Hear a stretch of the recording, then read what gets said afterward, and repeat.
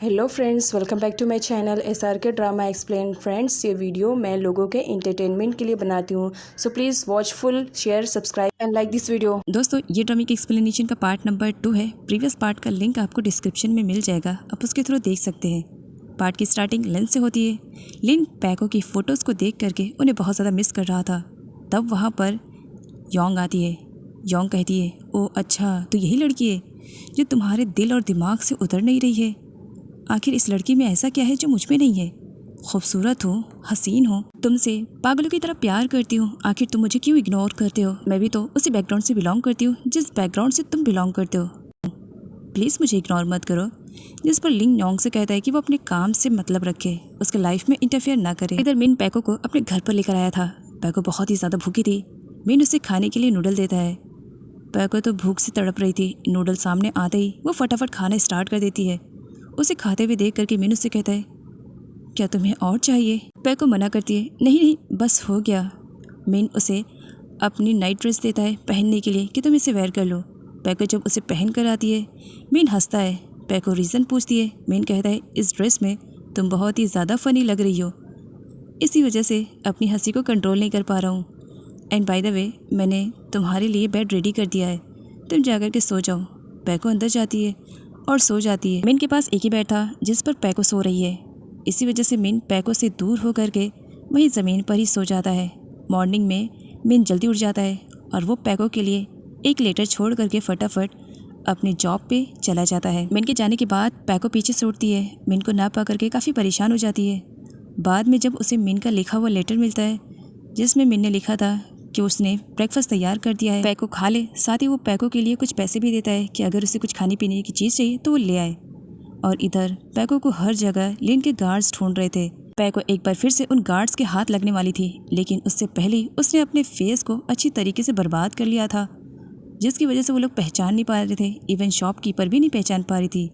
बाद में गार्ड्स को रियलाइज़ होता है कि वो पैको है। वो लोग पैको को एक बार फिर से फॉलो करना स्टार्ट कर देते हैं, लेकिन एक बार फिर से पैको लकी साबित होती है और वो उन लोगों से बच जाती है। लेकिन वो लोग उसे ढूंढते हुए घर तक पहुंच जाते हैं। फ्लावर पॉट टूटने की आवाज़ से पैको को लगता है कि कहीं वो लोग पकड़ न ले। इसी वजह से वो कैट की वॉइस निकालने लगती है। मिन अपने पार्ट टाइम जॉब पर आता है जहाँ पर उसका फ्रेंड उसे देखता है और उसे कहता है, क्या बात है, आज हर रोज़ से ज़्यादा चाहिए करेगा, कुछ स्पेशल है, गर्लफ्रेंड वगैरह मिल गई है क्या? जिस पर मिन कहता है, नहीं ऐसी कोई बात नहीं है। मिन जल्दी आज घर आ जाता है, वो भी सिर्फ और सिर्फ पैको की वजह से।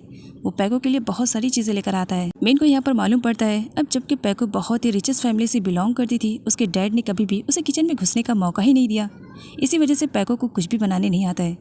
मिन यहाँ पर पैको को सिखाता है कि किस तरह से कुकिंग करते हैं, जिसे देख करके पैको को काफ़ी अच्छा लगता है। यहाँ पर मिन पैको को अपने बारे में सब कुछ बता देता है।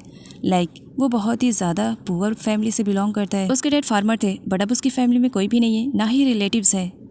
मिन को ज़िंदगी गुजारने के लिए खुद पर ही सब कुछ निर्भर करना पड़ रहा है।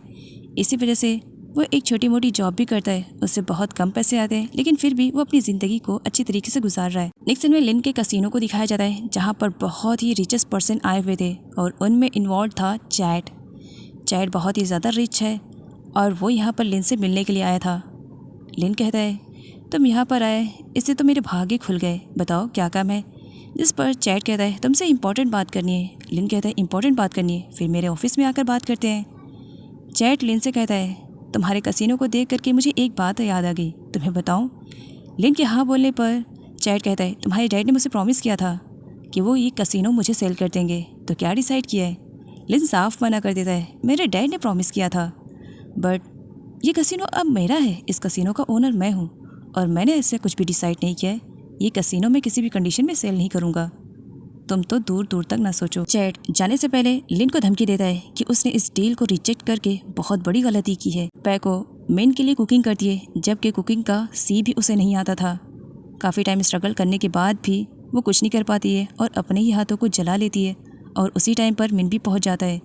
मिन पैको को संभालता है और उसे मना करता है, जब तुम्हें कुकिंग करने नहीं आती है क्या ज़रूरत है? तब पैको कहती है, बस तुम्हारी वजह से सोचा एक बार ट्राई कर लूँ। तभी मिन कहता है, पता नहीं क्यों कुछ जलने की बू आ रही है। ऑमलेट बहुत बुरी तरीके से जल चुका था, सारे एग भी काफ़ी सैड थे। नेक्स्ट में योंग के हाथों में एक बुक थी जिसमें लिखा हुआ था कि 10 डेज में किसी लड़के को अपने प्यार में किस तरह से पागल करते हैं। बहुत सारे ट्रिक्स लिखे हुए थे, जिनमें से एक ट्रिक फॉलो करने वाली थी योंग। योंग काफ़ी खुश थी। आज तो लिन को मेरे प्यार की जाल से कौन बचाएगा। नाइट में लिन के आने से पहले योंग ने पूरी तैयारी कर ली थी। बहुत ही अच्छी तरीके से खुद को प्रिपेयर किया था और एक अच्छी से ड्रेस को भी उसने वेयर किया हुआ था। लिन आता है तब योंग उस पर जंगली बिल्ली की तरह टूट पड़ जाती है और बस उसे रोमांस पर रोमांस वाली बातें करने लगती है। वैसे तो लिन हांगकांग का सबसे बड़ा माफिया बॉस है, लेकिन आज वो एक लड़की से डर रहा था क्योंकि वो उसे लाइक नहीं करता था। इसी वजह से यहाँ पर लिन योंग को बेडशीट से कवर करता है और योंग को उसके रूम में ले जाकर पटक देता है। कितनी बार समझाऊं कि मैं तुमसे प्यार नहीं करता हूँ, तुम बस एक सिस्टर की तरह हो, बस एक सिस्टर की तरह तुम्हें लाइक करता हूँ, इससे आगे मैंने तुम्हारे बारे में कुछ भी नहीं सोचा। जिस पर योंग कहती है तुम क्यों नहीं सोचते हो, सोचो ना, मैं भी तो माफिया की एक डॉटर हूँ। लिन योंग को वार्न करके चला जाता है। मॉर्निंग में मिन पैको को ही बस देखे जा रहा था। वो उसके क्लोज जाता है, तभी सडनली पैको उठ जाती है। मिन पीछे हट जाता है। नहीं नहीं, मैं ऐसा कुछ भी नहीं करने वाला था, बस तुम्हारे चिक पे मस्कीटो बैठे हुए थे, उन्हें हटा रहा था। पैको स्माइल करते हुए मिन से कहती है तुम झूठ भी नहीं बोल सकते हो ना, तुम्हारे चीक कितने रेड हो जाते हैं जब तुम झूठ बोलते हो। और अपने चीक को उसके चीक से अटैच करती है एंड उसके बाद उसे किस करके वहाँ से चली जाती है। अब जबकि पैको के पास कुछ भी नहीं था, मिन उसे शॉपिंग पे लेकर जाता है जहाँ पर दोनों मिल करके बहुत सारी शॉपिंग करते हैं। पैको की जिद पर मिन उसे गेम भी खेलने के लिए ऑफर करता है एंड उसके बाद दोनों फोटो क्लिक करवाने के लिए जाते हैं जहाँ पर पैको बहुत सारे डिफरेंट टाइप के पोजेज देती है एंड मिन को किस भी करती है, जिस पर मिन तो शॉक में था। अपनी और मिन की फ़ोटो को पैको मिन के वॉलेट में लगा देती है, इसे कभी निकालना मत, हाँ, बहुत ही ज़्यादा अच्छी आई है फ़ोटो, चलो कुछ खाने पीने के लिए चलते हैं। तभी सामने से पैको अपनी फ्रेंड पू को आते हुए देख लेती है। वो भी अपने बॉयफ्रेंड के साथ आई हुई थी। पैको का बॉयफ्रेंड कोई और नहीं बल्कि मिन का ही फ्रेंड था। उसने उसे झूठ बोला था। अब दोनों आमने सामने थे, दोनों ने एक दूसरे से झूठ बोले थे कि दोनों के पास गर्लफ्रेंड नहीं है। तो यहाँ पर अपनी ही बातों को दोनों बनाने लगते हैं। दोनों वॉशरूम में जाते हैं। हाँ मिन, तो तुमने क्या कहा था, तुम्हारे पास कोई गर्लफ्रेंड नहीं है, तो बताओ ये क्यूट सी गर्लफ्रेंड कहाँ से आ गई। और सेम क्वेश्चन मिन का भी था। दोनों आपस में सॉर्ट आउट करते हैं। यहाँ पर पैको और पू दोनों आपस में बातें किए जा रहे होते हैं अपने अपने बॉयफ्रेंड के बारे में। मिन के आने पर सब लोग शांत हो जाते हैं। पैको काफ़ी खुश थी और इम्प्रेस भी थी मिन से, इसी वजह से वो मिन को अपने ही हाथों से खाना खिलाती है। अच्छा लगा ना। और यहाँ पर मिन का अच्छा खासा बिल भी बैठाती है। दोनों फ्रेंड फाइनली एक दूसरे को गुड बाय बोलते हैं। पैको मिन के बाइक पर उसके साथ बैठी हुई थी, उसे बहुत ही अच्छा फील हो रहा था। दोनों घर आते हैं। पैको के आने से पहले लिन के गार्ड वहाँ पर पहुँच जाते हैं। अच्छा, तो ये लड़की यहाँ पर छुपी हुई थी, इस बार इसे मिस नहीं करना है, किसी भी कंडीशन में इसे हांगकांग लेकर जाना है। नाइट में सोने से पहले पैको और मिन दोनों एक दूसरे से बहुत सारी बातें करते हैं। बातों ही बातों में पैको ये कह देती है कि वो मिन को लाइक करती है और वो पुअर है, इससे पैको को कोई भी फ़र्क नहीं पड़ता है। मिन को भी काफ़ी अच्छा लगने लगता है कि पैको उसकी सच्चाई के बारे में जानती है, लेकिन फिर भी वो गरीब है, इससे पैको को कोई भी फ़र्क नहीं पड़ता है, बस वो मिन को लाइक करती है। इसी में ही मिन काफ़ी खुश हुए जा रहा था। फाइनली मिन पैको से कहता है रात काफ़ी हो चुकी है एंड आई थिंक तुम्हें सोने जाना चाहिए, सुबह जल्दी भी तो उठना है ना। मिन पैको के लिए उसका बेड तैयार कर रहा था, जिसे देख करके पैको इमोशनल हो जाती है और रोने लगती है। मिन, क्या मैंने कुछ गलत कर दिया क्या, तुम रो क्यों रही हो पैको, क्या तुम्हें यहाँ पर नहीं सोना है। जिस पर पैको कहती है नहीं ऐसी कोई बात नहीं है, मेरी लाइफ में फर्स्ट तुम ऐसे पर्सन आए हो जो मेरी इतनी ज़्यादा केयरिंग करता है, अदरवाइज डैड तो हमेशा बिजनेस ट्रिप पर ही रहते हैं। तब मिन कहते हैं और तुम्हारी मॉम। पैको को याद आता है कि उसने झूठ बोला है, इस वजह से कहती है मॉम का क्या ही कहना, तुम तो जानते ही हो ना कि मिस्ट्रेस कैसी होती है। पैको मिन से प्रॉमिस लेती है कि वो फ्यूचर में कभी भी उसे अकेला नहीं छोड़ेगा। मिन प्रॉमिस कर देता है कुछ भी हो जाए कभी तुम्हें अकेला नहीं छोड़ूंगा।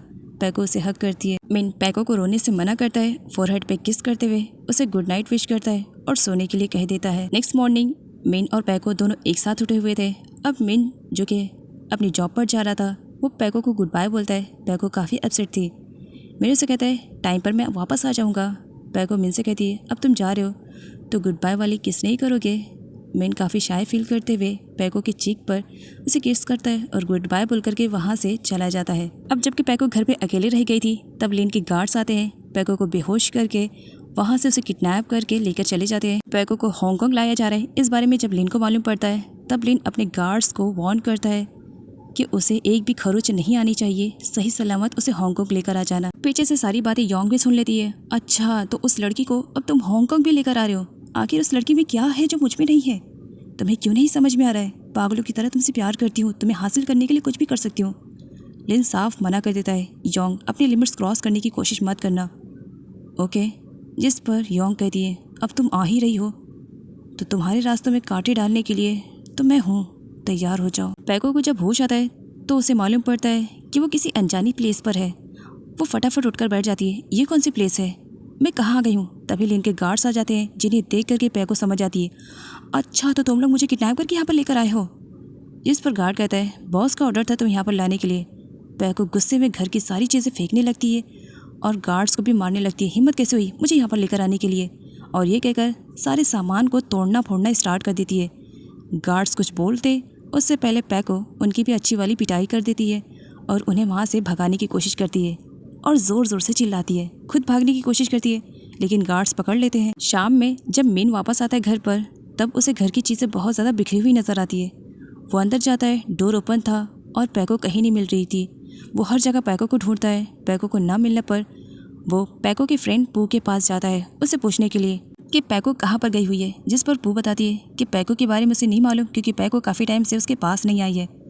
तब मिन कहता है, हो ना हो ये पैको की मिस्ट्रेस मॉम का कमाल होगा, उन्होंने ज़रूर पैको के साथ कुछ किया होगा।